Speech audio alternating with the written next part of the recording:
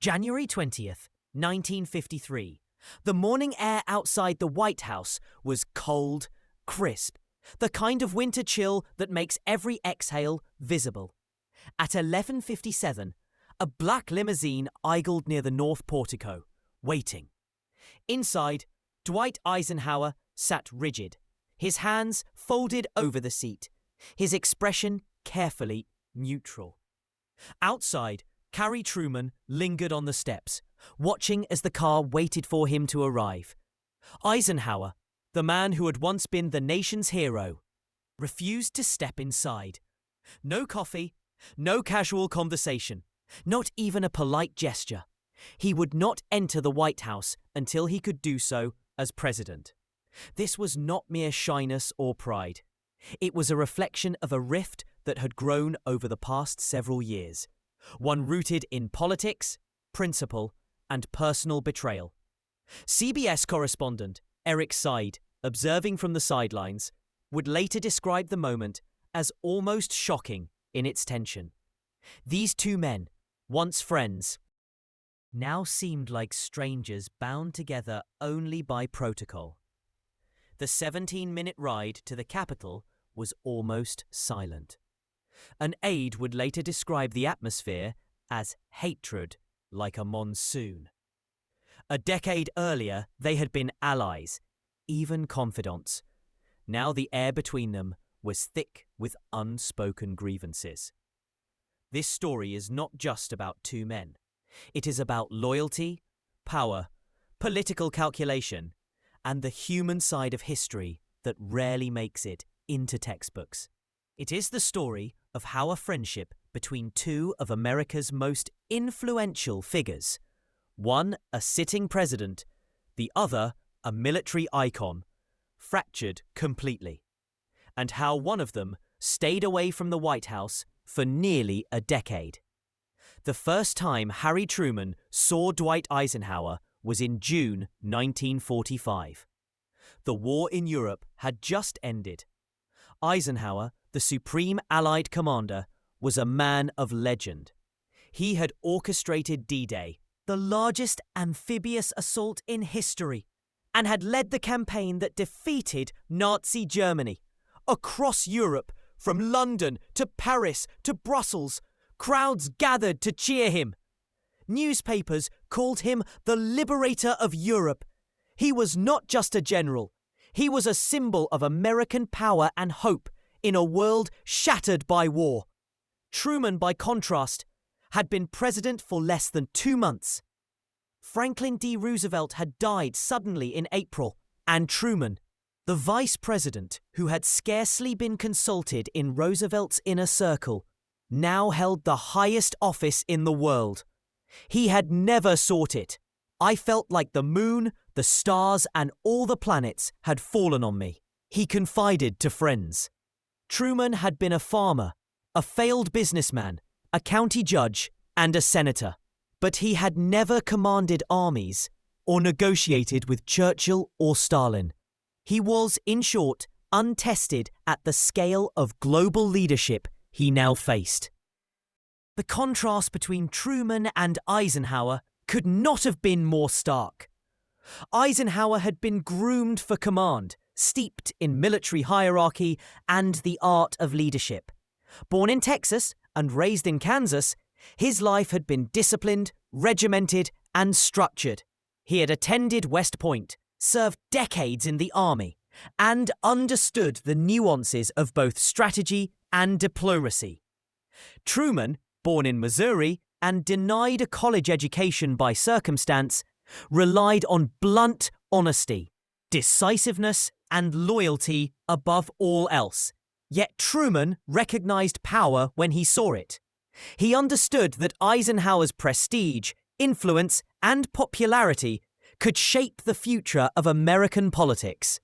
Both Democrats and Republicans courted him. Eisenhower's political ambiguity made him a prized figure, someone who could unite a divided nation. In July 1945, Truman traveled to Germany to meet with Stalin and Churchill at Potsdam. He saw Eisenhower as more than a military hero. he saw a potential ally, a bridge between the presidency and the people. Over the next 2 years, Truman cultivated a friendship with Eisenhower, exchanging correspondence and mutual respect. By July 1947, Truman made a startling offer. If Douglas MacArthur ran as a Republican in 1948, Eisenhower should consider running as a Democrat, and Truman offered to serve as his vice president. It was an extraordinary gesture, a sitting president willing to step aside for a general with no political experience. Eisenhower politely declined. He was a soldier, not a politician. Yet the bond endured. Truman appointed him Army Chief of Staff in November 1945, and in 1948 awarded him a 4th Distinguished Service Medal. Photographs from the time show the two men smiling together, warm and respectful, a friendship that seemed unshakable. Even after Eisenhower left active duty in 1948 to become president of Columbia University, they corresponded regularly. Truman kept him informed on foreign policy, while Eisenhower advised quietly from across the Atlantic. The fissure began during the 1952 presidential campaign.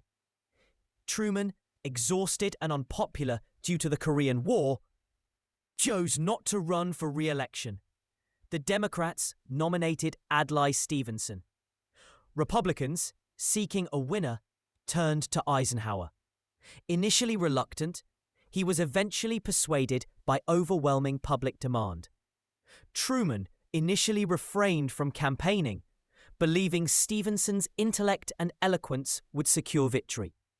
But as the campaign progressed, Truman grew furious at Eisenhower's silence in the face of Republican attacks on his administration, particularly regarding communism, the loss of China, and the Korean War. The flashpoint came with Eisenhower's Wisconsin speech. Senator Joseph McCarthy, a ruthless operator exploiting Cold War fears, had launched a campaign of innuendo and accusation against many officials, including George Marshall, Eisenhower's mentor and Truman's former Secretary of State. Eisenhower prepared a speech defending Marshall, but Republican leaders pressured him to remove the defense to avoid alienating McCarthy's base. Eisenhower complied. On the day of the speech, he stood with McCarthy on stage, silent about Marshall's honor. Truman saw this as an unforgivable moral failure. He began to attack Eisenhower personally, publicly accusing him of moral blindness, ignorance of government, and political opportunism. On November 4th, 1952, Eisenhower won in a landslide. 39 states, 442 electoral votes. Truman's attacks had failed, if anything, highlighting his bitterness. The transition that followed was formal, cold, and distant. Eisenhower barely engaged with Truman, and Truman returned to Missouri feeling shut out. Inauguration Day, January 20th, 1953, was emblematic of the estrangement. The Eisenhowers refused to enter the White House, forcing Truman to climb into the limousine alone. Forced smiles, minimal conversation, and icy tension marked the 17-minute ride to the Capitol. Every subsequent ceremonial or diplomatic event further cemented the divide. January 20th, 1953. As Eisenhower settled into the Oval Office, Harry Truman returned to Independence, Missouri, a small city tucked along the Missouri River. For Truman, leaving the White House was bittersweet. He had served 8 years in the highest office, made decisions that shaped the world, and now, at 68, he was back in a quiet town, among familiar streets and neighbors who had watched him rise from a county judge to the commander-in-chief. But independence was not just a retreat, it was an exile of his own making. Truman refused to return to the White House. Invitations came from the Eisenhowers, from congressional leaders, from even mutual friends. Truman declined them all. Every invitation was met with a polite but firm refusal. For Truman, principle outweighed convenience. He believed Eisenhower's betrayal of George Marshall, his mentor and friend, was unforgivable. The speech in Wisconsin, where Eisenhower had omitted his defense of Marshall to avoid alienating McCarthy, had caused a wound that Truman could not overlook. Loyalty was everything to Truman. Compromise for political expedience was a moral failing. Thus began the 8-year estrangement, a period where Truman's exile became both personal and symbolic. The White House, once his home, was now off limits. The city streets of Independence became his new corridors of power, where he wrote, spoke to neighbors, and reflected on the world stage he had left behind. Truman's post-presidency life was not idle. He immersed himself in writing his memoirs, dictating stories of war, diplomacy, and domestic policy to eager historians. He became a fixture at local events, often stopping at Main Street cafes to talk with old friends, discussing topics ranging from politics to baseball. He played the piano, practiced golf, and tended to his modest home with the same meticulousness he had shown in the Oval Office. Despite this peaceful exterior, the resentment toward Eisenhower simmered. Truman kept detailed notes on world events, sometimes sending letters to Eisenhower with advice or commentary, but never visiting the White House. Publicly, he maintained a dignified silence. Yet privately, he described Eisenhower's actions as a betrayal of loyalty, principle, and trust, even as Eisenhower's presidency unfolded with immense popularity. Truman's moral compass refused to waver. He watched from afar as the new administration oversaw the Korean War armistice, built the interstate highway system, and cautiously navigated Cold War tensions. He acknowledged Eisenhower's achievements, but never softened in his personal judgment. By 1960, nearly 8 years had passed since Truman left the White House. The political landscape was shifting. John F. Kennedy, a young senator from Massachusetts, emerged as a presidential contender. At 43, Kennedy embodied youth, charisma, and vision. He represented a generation that had no memory of the Great Depression or the battlefields of World War II. For many Americans, Kennedy was the future, a symbol of hope and new possibilities. Truman, initially skeptical, worried about Kennedy's relative inexperience.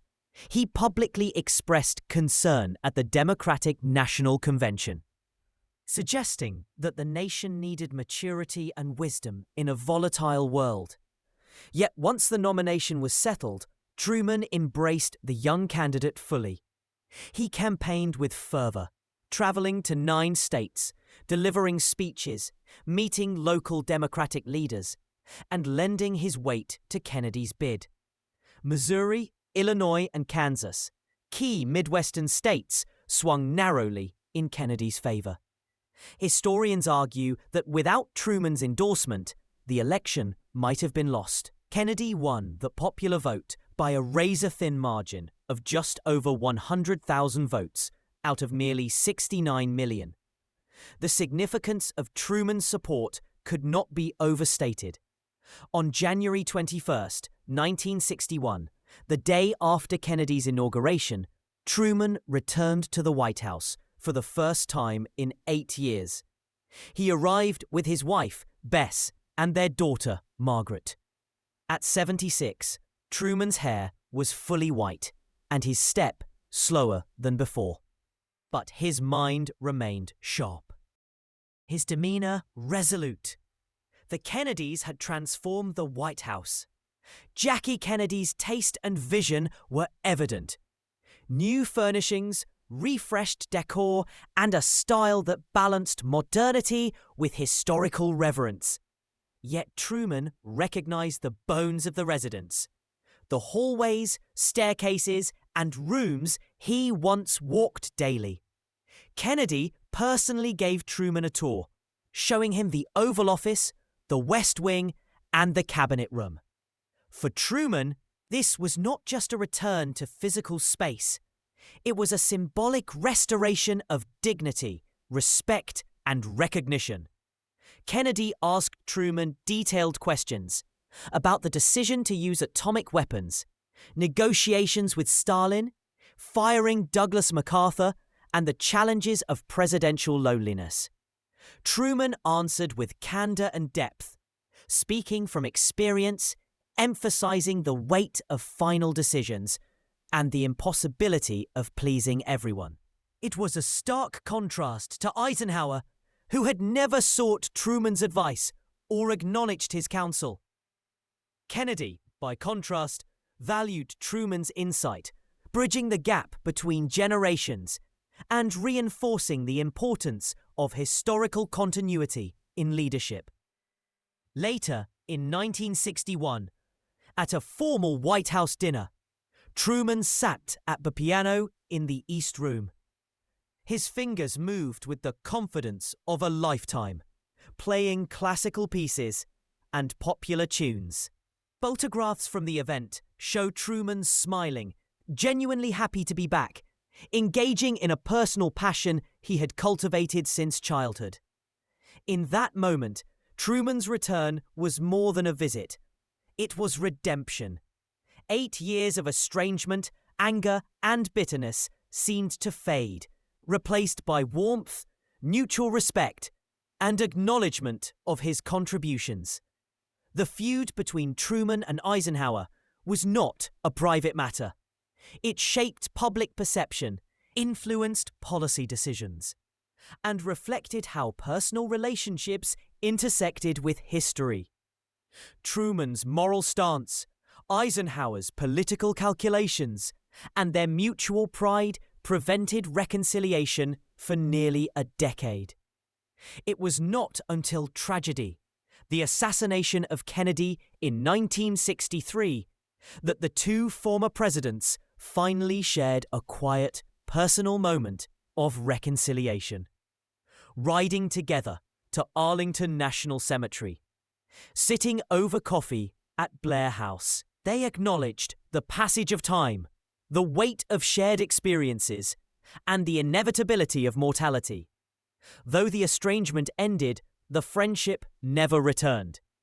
The story is a reminder that even the most powerful figures are deeply human, capable of loyalty, betrayal, anger, and forgiveness, but also of limits. Some divides are bridged only by circumstance, not desire. The morning of November 22nd, 1963 dawned bright and clear in Dallas, Texas. But the clarity of day could not pierce the shadow that would fall over the nation. President John F. Kennedy was assassinated while riding in a motorcade through Dealey Plaza. The nation stopped. The world watched in disbelief as news of the president's death spread. For Harry Truman, now 79, the news was devastating. Kennedy had been more than a president. He had been a bridge across generations, a leader who had restored Truman's connection to the White House and honored the experience of elder statesmen. Truman felt a profound personal loss, as well as a national one. Every former president in the country was expected to attend the funeral. Eisenhower, at 73, flew in from his Gettysburg home. Truman traveled from Independence, Missouri. The two men, whose personal history was marked by estrangement and unspoken grievances, found themselves together once more, bound by grief and the solemn duties of their office. The funeral, St. Matthew's Cathedral and Arlington. The funeral service was held at St. Matthew's Cathedral in Washington, D.C. Afterward, a somber procession moved toward Arlington National Cemetery. The cars carried the former presidents in silence, each man reflecting on Kennedy's life, on their own legacies, and on the fragility of time. Eisenhower and Truman rode together in the same car, the first time they had been alone since Eisenhower's inauguration in 1953. The ride lasted roughly 30 minutes, each man acutely aware of the weight of history and shared loss. What they said to each other remains largely unknown. But accounts suggest that the conversation was respectful, calm, and measured. The anger that had defined their relationship for a decade began to soften, replaced by the understanding that some things, like grief, mortality, and service, transcend personal conflict. At Arlington, the burial took place with full honours. Flags fluttered in the cold November wind. Military bands played, and the nation watched. For Truman, the moment was both a public and private reckoning. The estrangement with Eisenhower, while unresolved, had shifted. The shared human experience of mourning a leader they both admired bridged the gap, however briefly. After the ceremony, the cars returned to Blair House, where Truman was staying. Eisenhower accepted Truman's invitation to come inside, a gesture that had seemed impossible 8 years earlier. They entered together, sat down, and shared coffee and sandwiches. For more than an hour, they talked about Kennedy, about the state of the world, about the inevitability of aging, and the shared burdens of leadership. Photographs from that day showed two old men sitting side by side, their postures relaxed, their expressions thoughtful. There was no broad laughter, no effusive display of affection, but there was mutual recognition, respect, and an end to the worst of their bitterness. The feud that had defined a significant chapter of post-war American politics had, at last, been set aside. The estrangement between Truman and Eisenhower offers a window into the human side of political power. Both men were proud, principled, and deeply committed to what they believed was right. Truman could not forgive what he saw as Eisenhower's moral compromise regarding George Marshall. Eisenhower, in turn, felt wounded by Truman's attacks on his character and fitness during the 1952 campaign. This combination of pride and principle created a rift that lasted nearly a decade. For 8 years, Truman refused to visit the White House, declined invitations, and maintained a strict moral stance. Eisenhower, equally proud, did not seek to mend the relationship. History remembers both men for their accomplishments. Truman for ending World War II decisively, implementing the Marshall Plan, establishing NATO, desegregating the armed forces, and managing the Korean War. Eisenhower for ending the Korean War, building the interstate highway system, and warning against the dangers of the military-industrial complex. Yet their personal conflict illustrates that even the most consequential leaders are not immune to human emotion. Dwight D. Eisenhower passed away on March 28, 1969, at the age of 78, after years of suffering from heart disease. Truman, now 84, was in declining health and chose not to attend the funeral. He sent his condolences, reflecting a continued respect despite lingering distance. Truman would outlive Eisenhower by 3 years, passing away on December 26, 1972, at the age of 88. In all those years after Kennedy's funeral, Truman never publicly restored his friendship with Eisenhower. The bitterness of the past remained a quiet undercurrent. Letters were occasionally exchanged. Public appearances occasionally overlapped. But the warmth of the 1940s never returned. The story of Truman and Eisenhower is a human story, as much as it is a political one. It demonstrates how personal relationships, pride, principle, and perceived betrayal can shape history. Decisions in politics are rarely just about policy or strategy. They are also about trust, loyalty, and the bonds between people. Eisenhower's political calculations cost him a friend. Truman's moral stance cost him closure. Both men paid a price. Yet the partial reconciliation at Blair House shows that even the deepest divides can be softened by shared experience, grief, and recognition of human frailty. The estrangement stands as a reminder that history is not only about events, but also about the people who live them. Even leaders of unmatched influence are guided, in part, by human emotions: anger, pride, loyalty, and forgiveness. The story concludes not with fanfare or dramatic reconciliation, but with a simple cup of coffee, a quiet conversation, and the acknowledgement of shared experience. Two old men, veterans of war and politics, finally setting aside their grievances. Sometimes Truman's 8-year exile from the White House teaches the most important lesson of all. History remembers actions and decisions. But human relationships require care, courage, and sometimes tragedy to restore. The story of Truman and Eisenhower is a reminder that even the most powerful men are still human. Pride, principle, and personal grievances can shape history just as much as policy or strategy. And yet, even after years of anger and estrangement, a shared moment, grief, memory, or understanding can bring people together, if only for a brief, quiet reconciliation. History is full of these untold stories, of leaders whose decisions and relationships shaped the world in ways we often overlook. If you found this story compelling, take a moment to like this video. It helps us share more forgotten chapters of American political history. Subscribe to stay connected with these untold histories, and leave a comment below telling us where you're watching from. Every story matters. Every story deserves to be remembered.